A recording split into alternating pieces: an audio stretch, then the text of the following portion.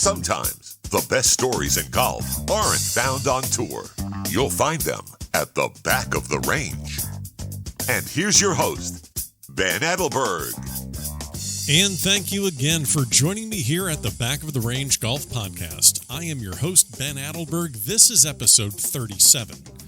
Well, Captain Jim Furyk has made 3 of his captain's picks. Not really a big surprise. Tiger, Phil, and Bryson get the nod. It's going to be interesting, though, to see what happens with that 4th pick. Kuchar, Finau, Kisner.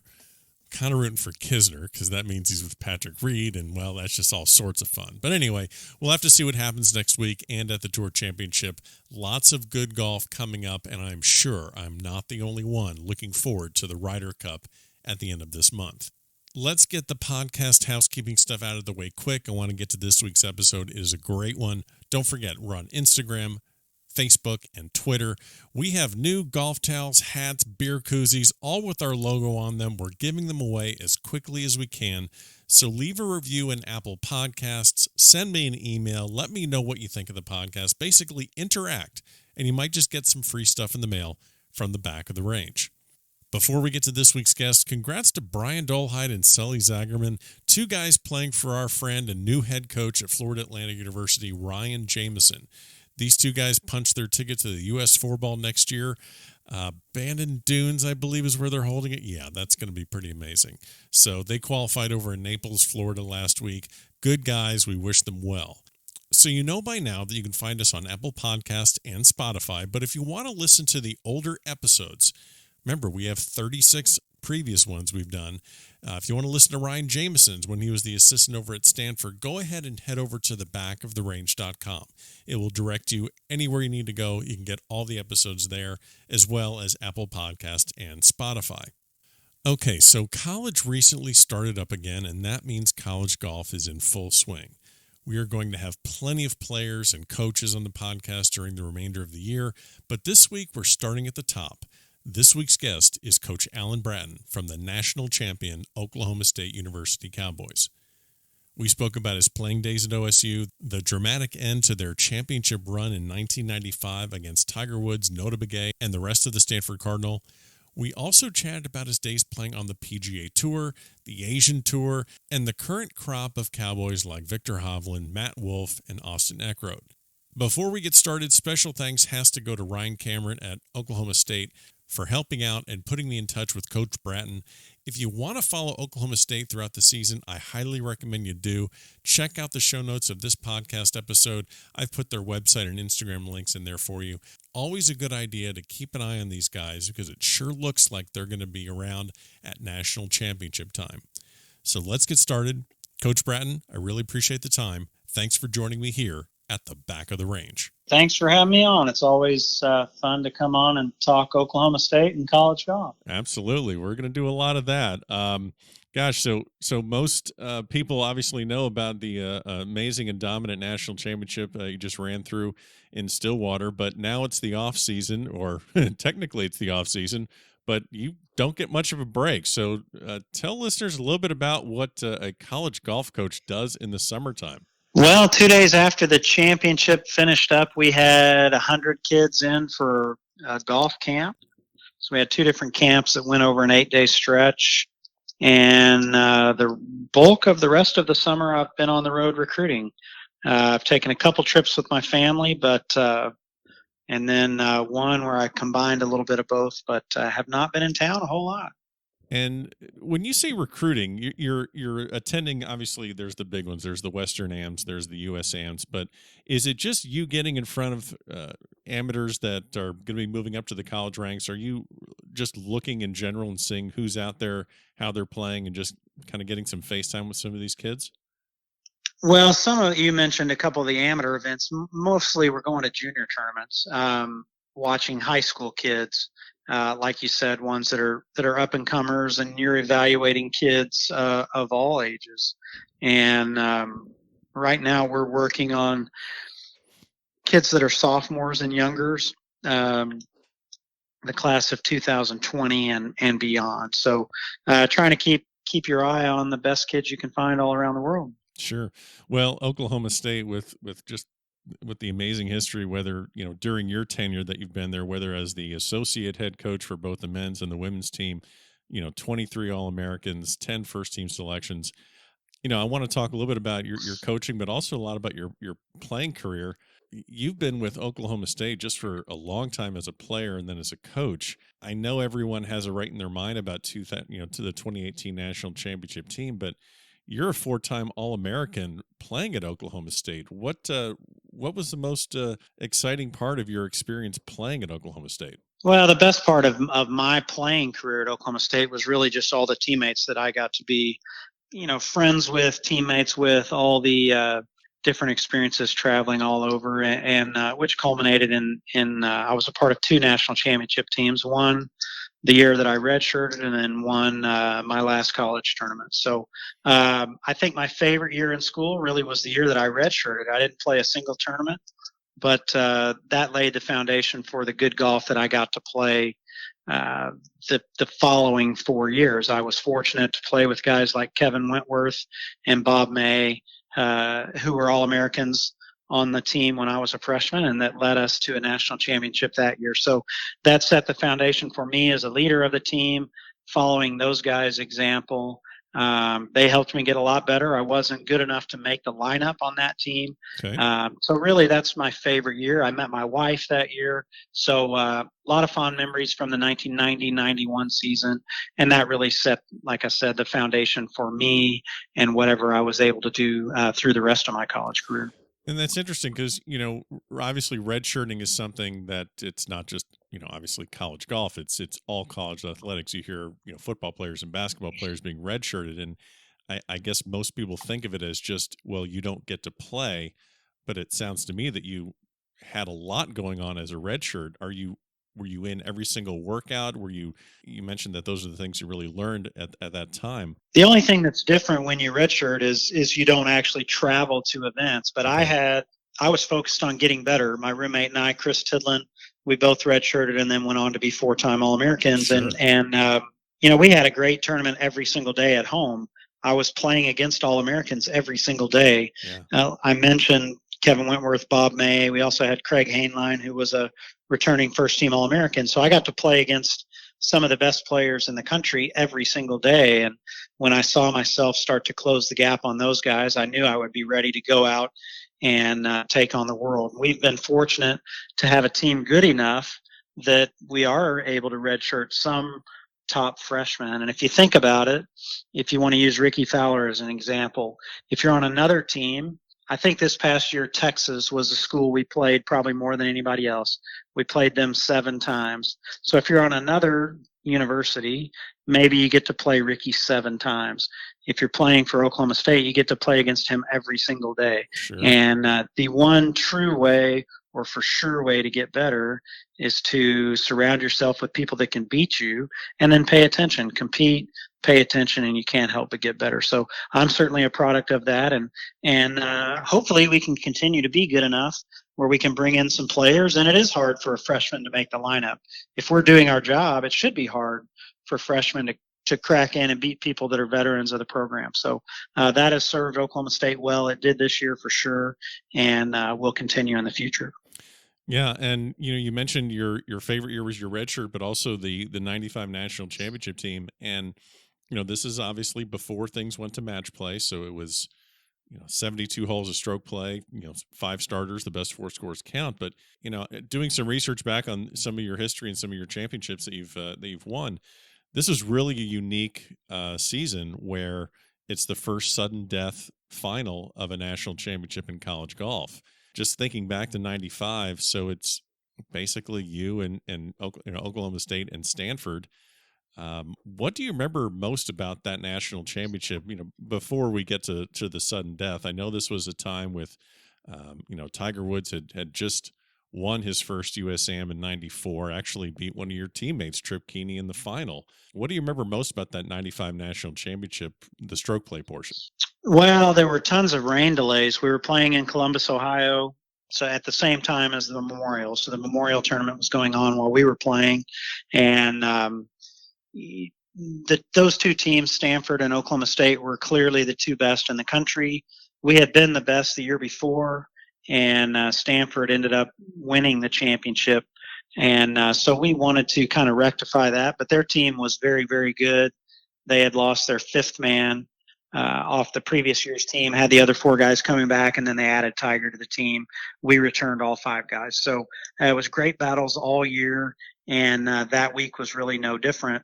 For me personally, I was playing terrible, hit the ball all over the golf course, but was doing a good job of scoring my ball. And the first 2 days, I didn't play very well, 76, 75 for me, but I rallied and put up a couple good scores the last two rounds, and I took a lot of pride in the way I was able to score my ball despite not hitting it worth a darn. Yeah, and then you have this this ending of this stroke play portion where from what I've read and research I've done, it seems that Stanford kind of limped into the playoff where you guys really rallied and birdied several closing holes to get there. This is I don't think I've ever seen this, but you had the sudden death was 5-on-5. You each went out to play a hole, but you guys didn't go out as five. You went out as four. Can you speak to what that was like and how that came to be where you were a 5-man team except for the very last portion of the national championship where it would be decided? Well, first we're going to have to go back, and I'm going to take mild offense at someone trying to say that Stanford limped in. If they limped in, well, then we limped out, I guess. So it is a 72-hole tournament, and I'm going to tend to focus on the fact that we rallied at the end. We made a bunch of birdies on our way in. We had some rain delays that allowed us to kind of know how we stood, and that really strengthened I think our resolve as we came in. Had it not been for those rain delays, we may not have been able to close the way we did. And with those delays, the day took a lot longer than it should have.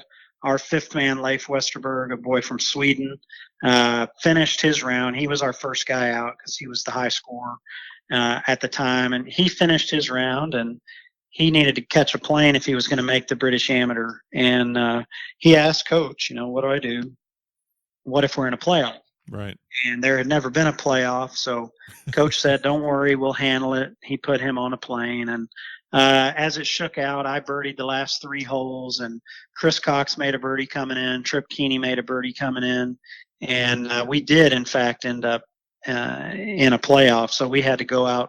Rather than having 5 guys count 4, we only had 4 guys. So everybody's score counted. Okay. Well, I didn't mean to take or to offend you with that. I just kind of noticed after my research that I guess they missed a couple short ones to get to that number, and you guys. Nota Begay definitely missed a very short putt on the last hole. But sometimes you make your birdies early, sometimes you make them late, sometimes it's the same with bogeys. So at the end of the day, we ended up tied, and we went and settled it in a playoff.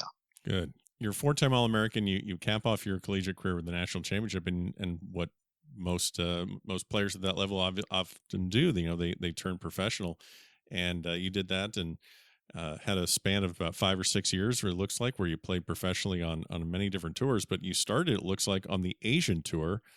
What was one of the most unique experiences? How did you enjoy the Asian tour? Did you enjoy it over there, or was it just a complete culture shock from growing up in College Station, spending so much time in Oklahoma? Well, it was a great learning experience. I mean, certainly opened my eyes to how many good players there are all around the world, sure. and made you appreciate other cultures and appreciate the United States. We're all fortunate to live here and have the opportunities you do. But I certainly enjoyed it. Playing professional golf is a wonderful way to make a living. Outside of maybe Rockstar, I can't imagine anything being better than to be able to play a game for a living, which I was fortunate to be able to do for a number of years. I played all over the world. I'd never been outside of the United States until I graduated college, and I was fortunate to play on the Walker Cup team. That was the first time I left the country, and then I played in probably 25 different countries over 6 years. And it was a great experience. I played against tons of really good players who went on and played the PGA Tour, guys like Carlos Franco, Brian Watts, Angel Cabrera, Steve Flesh. There were all kinds of good players in Asia at the time. And again, like I say, it gave me an appreciation for how many good players there are, and helped me become a better player, and helped me prepare for when I did end up playing the PGA Tour. Sure. What was one of the events that you played on, one of the tournaments on the Asian Tour, where you just said to yourself, boy, I don't need to come back to this place again, or how did I get here? Where am I right now? Well, probably my favorite place to compete was in India. I played in Calcutta a couple times, but there was a particular hole there that there was a par 3. There were several water hazards on the course. Most of them were dry. This one actually had water in it. And a lot of the local kids would kind of surround this little pond, and if you happened to hit your ball in it, they would dive down and try to find it and get it out of there, and then sell it back to you if you would buy it. So before the tournament started, there were goats roaming the golf course, and the people kind of made them tie up their goats so that we could play the event without animal interference. But again, the people there, the food, the culture was great to get to see, and a real growth opportunity for me as a 23-year-old when I was playing over there. Sure. And did you have any kind of just traveling buddies, the guys that were playing the tour, that you kind of moved along from city to city or country to country, for that matter? The tour was kind of a bunch of we traveled as a group. There were probably 30 Americans, and then probably 60 players total that kind of were exempt players that played the tour. We all kind of traveled there as nomads together, but again, a great experience. I saw places that I would have never dreamt that I would, and all because I was chasing around a little white ball. Yeah. So you get back from Asia. You did play several PGA Tour events right around '99. Most notably, you have a T15 at the Nissan Open at Riviera, and which is now the Genesis, but tied for 25th at Pebble. And this was right around the time where obviously Tiger had won his Masters in '97, and 99, 2000 is really when he was kind of approaching that zenith of his playing career. From the time that you briefly saw him and spent time playing against him in college to where he was in '99 when you were on the PGA Tour, did you see a big jump in just the media attention, just the general energy and vibe around the tour and around professional golf? Well, certainly there was. The purses, I think, doubled that year. I had my card in 1999 and actually played with Tiger in San Diego that year. I got to watch him shoot the course record, which was a pretty awesome experience in itself. But yeah, I mean, the coverage of the sport blew up.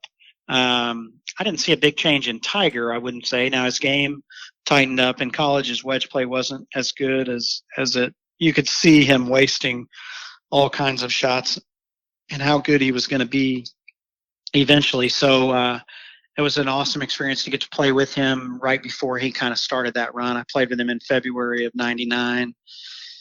The third round of the San Diego Open, we both made the cut, middle of the pack. We started on the back nine.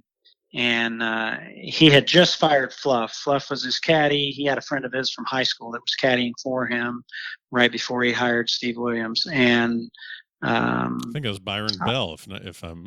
Yeah, it was. Yeah. And which was a good story, kind of inside itself as well. I shot 1 under par that day. I birdied number 10, which was our first hole. I bogeyed 11, and then I birdied number 9, the last hole, and parred everything in between. And Tiger goes off. He shot maybe 4 under on the back 9, and then blitzed the front 9. So he needs to birdie the last hole to break the course record. He knows that. I know that. His caddy knows that. The whole world knows it. It's 4 or 5 deep, tee to green, the 9th hole at Torrey Pines, and he popped up his tee ball. It was the driving distance hole. The ball still went 300 yards. And he was sitting there debating the shot with his caddy, his buddy. And he said, well, it's either a soft 2-iron or a hard 3-iron. And Brian or Byron or whatever his name is tapped him and said, there's no soft in your game. Just hit the 3. Nice. So he hammers the 3-iron. He blocked it to the right. He ended up getting it up and down to shoot 62 and set the course record that day that I think still stands. They've redesigned the golf course, but I'm positive that was the course record then, and I'm fairly positive it still is now. So that was quite an experience. And then he went on to win the tournament. He was leading by the end of that day and then closed it out the next day. So that was cool for me to see. And that was the week leading into the LA Open, where I ended up finishing 15th, but I take a lot of pride in that. I didn't backdoor into a 15th place finish. I was actually in the final group on Saturday with Bob Estes and Ernie Els. So it was great I was leading most of the day on Friday. So I got to experience what that was like and be in the booth and all the interviews and all the things that come with leading on the PGA Tour.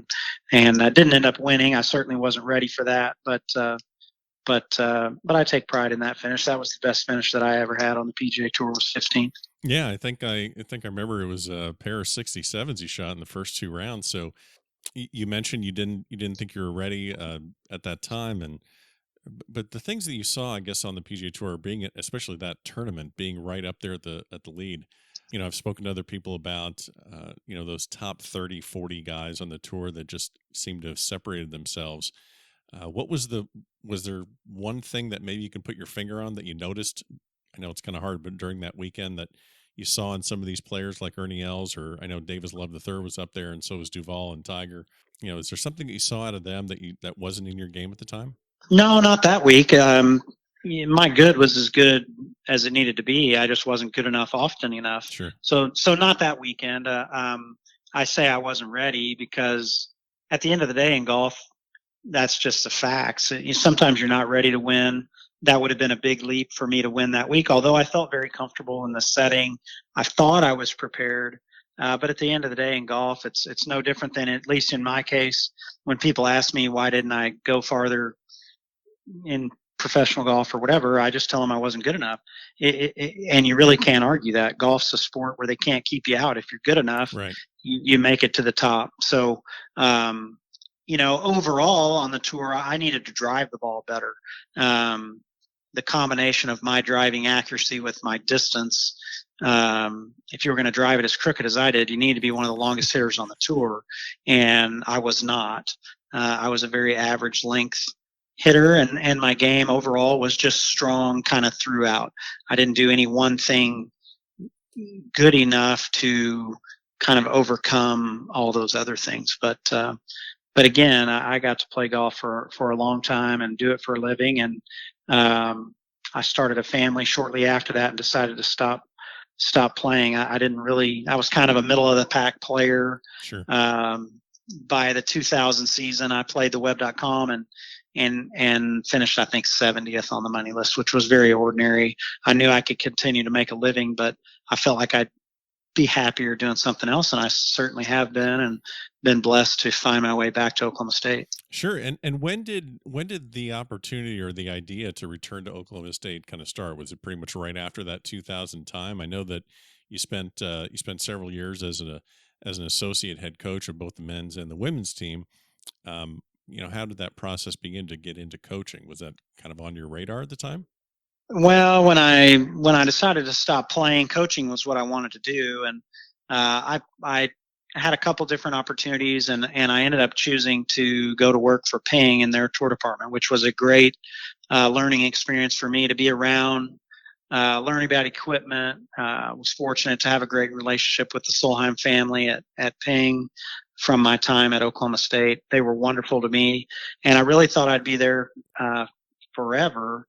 And but I had Coach Holder offer me a job back as an assistant coach in 2004, and that was a great opportunity to come home and kind of fill the competitive the want to compete again in that arena, and I've been fortunate to be doing that ever since. Sure. Well, you this is your fourth year, or just completed you're the fourth head coach in Oklahoma State history. I guess, well, actually, you probably are. This is about your fourth or fifth year. Fifth, yeah. Fifth, just okay. Finished my fifth, yeah. So you just finished your fifth year. The the drama of the national championship, the final match wasn't quite the drama in 1995, but you've had some pretty unique experiences. You've won a national championship as a player. You've won one as a coach. you were even on the bag for a U.S. Amateur victory at 2010 with a player, Peter Uline. Which was the most nerve-wracking of those three? I don't know. The most nervous I've ever been in my life was this year, standing there waiting for our first guy to tee off at the championship. Not the final round, the first round. Okay. He wasn't late, was he? No, he wasn't late. Austin Eckroat was the first one to tee off, and I had been fine the whole week. But just standing there waiting for this, you hope that your players are ready. I knew we were certainly good enough to win and expected that. But something just kind of washed over me there for a few minutes. I was the most nervous I've ever been in my life. And but after that, after he hit the tee ball and absolutely pounded it down the middle, I was very calm the rest of the week. It's always a little probably more nerve-wracking when you don't have the club in your hand because you don't have control. But I knew we were ready. I felt like I was ready for whatever would be thrown at us and was going to do what I could to help our guys. So, the most nervous would have been this year. Again, just waiting for everything to get going. Once we got into it, I was very calm the whole week. All those other situations, I was calm as well. And those are probably the three coolest experiences I've had in golf. Number one, someone asked me which I preferred shortly after the championship, winning as a player or this year's as a coach. And we've also won one. I was assistant coach on the 2016, but and initially I said as a player, because obviously that's something you work for. You do have control. The clubs are in your hands.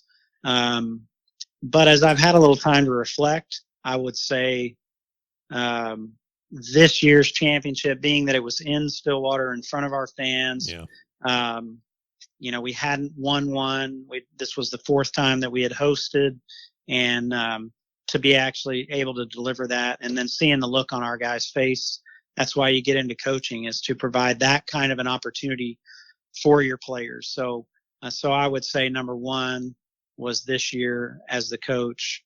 Number two would be when we won in 95 as a player. And number three would be caddying for Peter in that U.S. Amateur. That was an awesome experience. And I'll never forget that week with he and his family there as he led into that championship at Chambers Bay.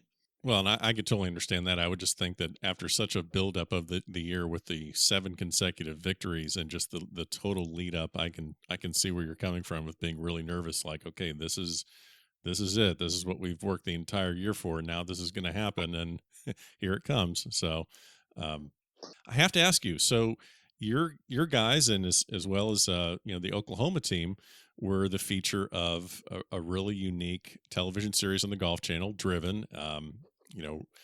Ricky Fowler's the executive producer of that. It really is something that, unless you're familiar with like the program Hard Knocks, which is on HBO, that basically did a very similar thing, but for professional athletes, really has never been done before. So was there any maybe trepidation about doing something like this and how it would affect the team?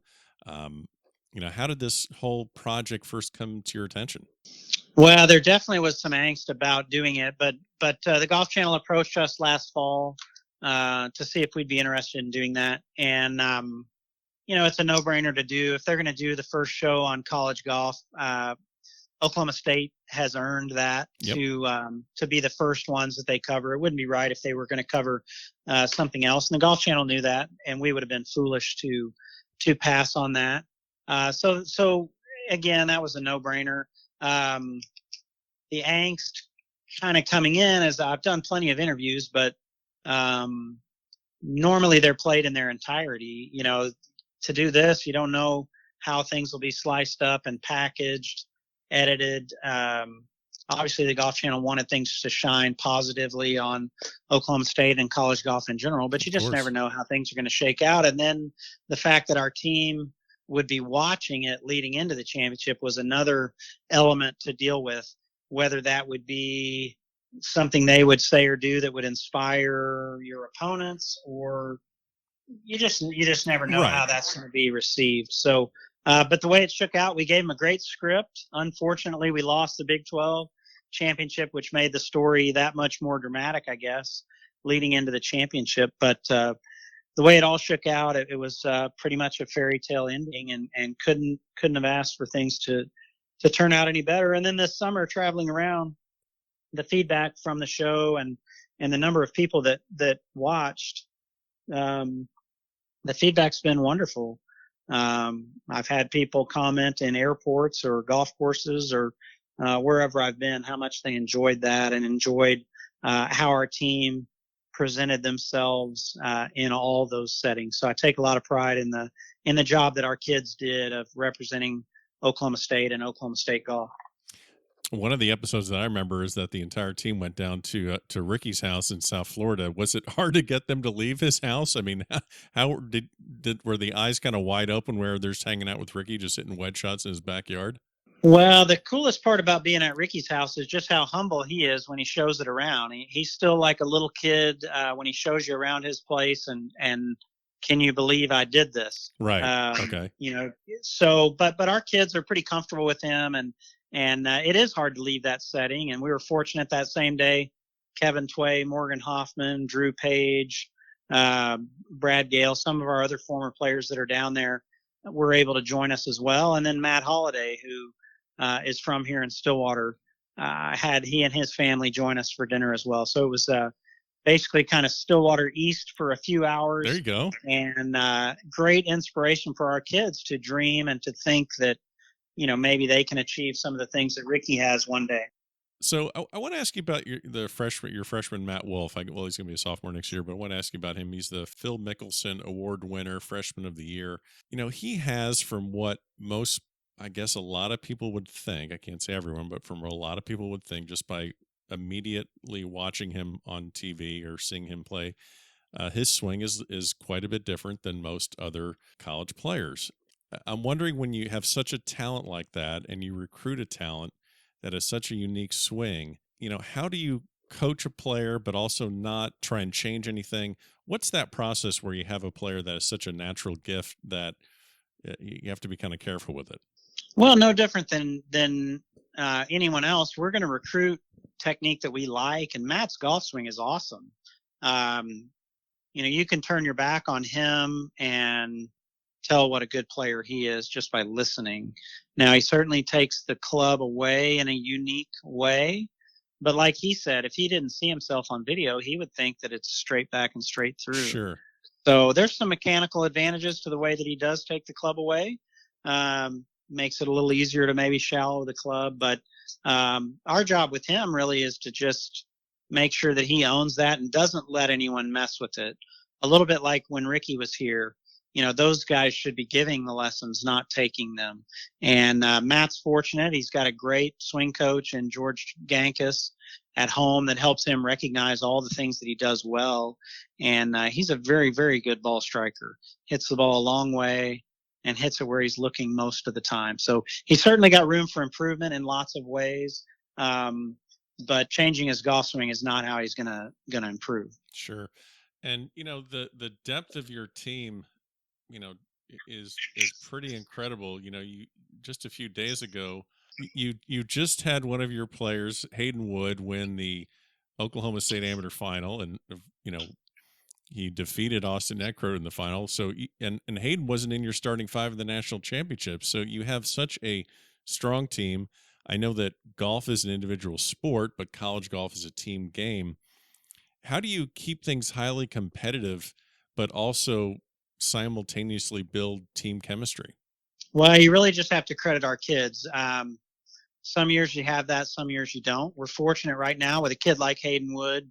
He's a legacy player. His dad, Willie, played at Oklahoma State. He's one of the best players we ever had. So, he knows what it's all about. If any of these guys think they're going to play the PGA Tour with success, they certainly can't be afraid of competition. So we're fortunate to have kids that embrace that and understand that, that's a part of it.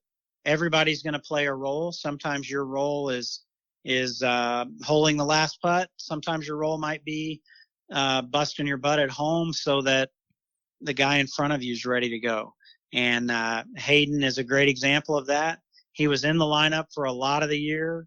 Last year, it was a very fine line among our team, but Hayden had a great attitude when he did go out of the lineup and continued to push. And had his number been called, he would have been ready to go. And we expect big things from him going forward into this year. We returned 4 of the 5 guys from last year, along with Hayden, and then a couple of new guys, new freshmen that'll come in. So really excited to see what we can do, and nothing would make me happier than to see Hayden hold the winning putt next year in Fayetteville. Yeah. Well, I know how you've really put the spotlight on your players. I watched the national championship. I saw a lot of the post-round interviews you did with the Golf Channel, Nota Begay and Steve Burkowski. I know you said many times it's really about them. You wanted to get your seniors out of there with a national championship. But what is something that you feel that you and your assistant coach, Donnie Dar, you did well throughout the season to put your players in the position to succeed? I think we did a good job of talking about what we wanted to happen. We had a lot of people during the week, the championship week, they kept talking about expectations. They kept trying to tell me that we had talked about expectations all week and this, that, and the other. And I had to correct them to say, well, we've been talking about it because you've been asking me that. Right. Everybody talked about the pressure that playing at home brings. We were talking to our players about the advantage that playing at home brings. And, that's really the best way to succeed is you talk about the things you want to happen, and who doesn't want to play at home? For that matter, who doesn't want to play with expectations? If you're playing with expectations, you've done something good. Right. And why wouldn't you want the expectation to be on you to achieve at a high level and succeed? So I think that's what we did the best job of this year. And again, you got to credit our players. They embraced that. They didn't shy away from the winning streak. They wanted to talk about it. They wanted to talk about the things that we were attempting to do and that we wanted to happen. But I'm fortunate with Donnie. He's a rock star. He's already been the head coach at a couple other places, and he coaches me up every day. So it's rare that I ever refer to him as our assistant coach. I talk about being fortunate to be able to coach with him, and he was also an All-American in college. I think that's a unique perspective that both of us are able to bring to our guys.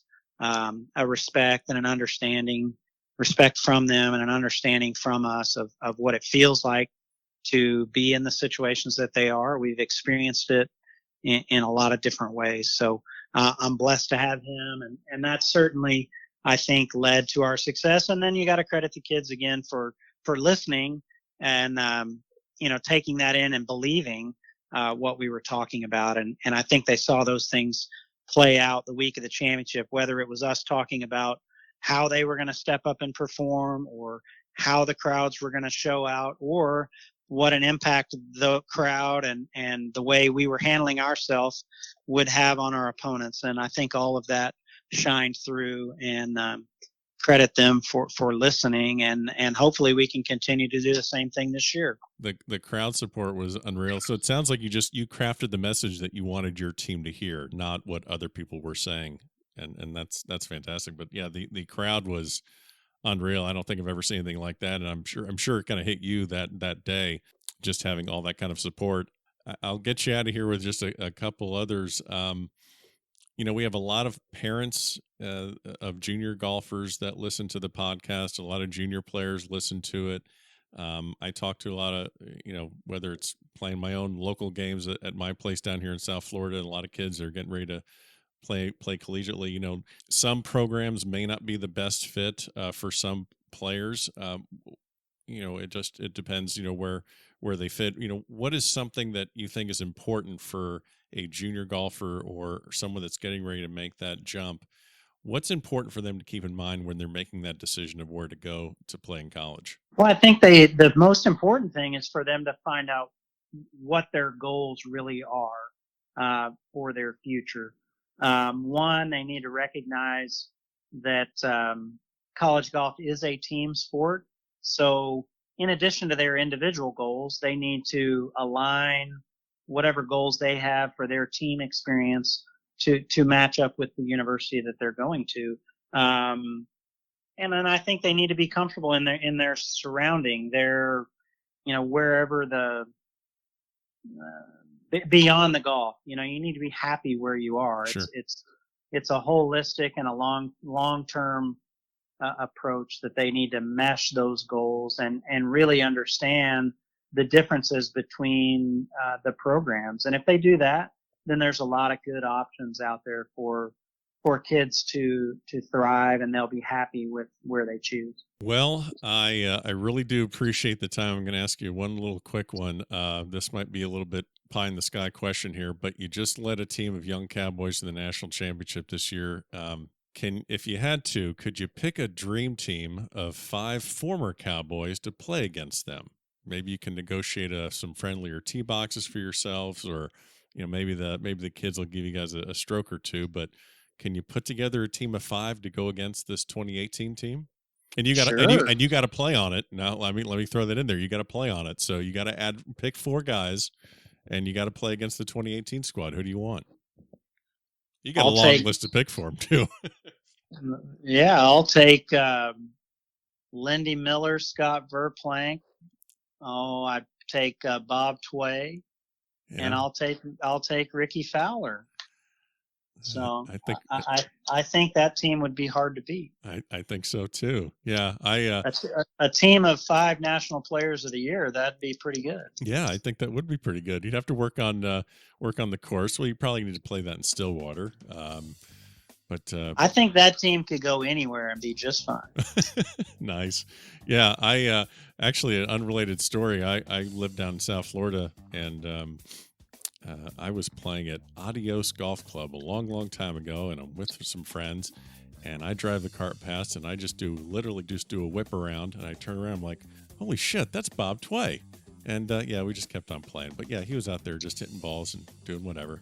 So yeah, we have one of a good friend of the program, a guy named Gary Graylick's a member at Adios Golf Club. So there's been a lot of OSU golfers run through there, and even our head pro here now used to be an assistant there. So that's a good connection there. Well, that explains it then. Well, Coach, I really do appreciate the time. Again, I know it's a busy summer for you. You're recruiting. You're getting ready for next year. Thank you again. Congrats again on the national championship, and we'll be looking to see you guys make a run at repeating next year. Sounds great. Hopefully you're wanting to talk to us again next year. And there you have it. Another great episode here at the Back of the Range. Special thanks to Coach Alan Bratton for taking the time. Best of luck to him and the rest of the Oklahoma State Cowboys as they chase down and try and defend their national championship. Don't forget, we will be back next week. Follow us on Instagram, Twitter, Facebook. We'll see you again next time here at the Back of the Range.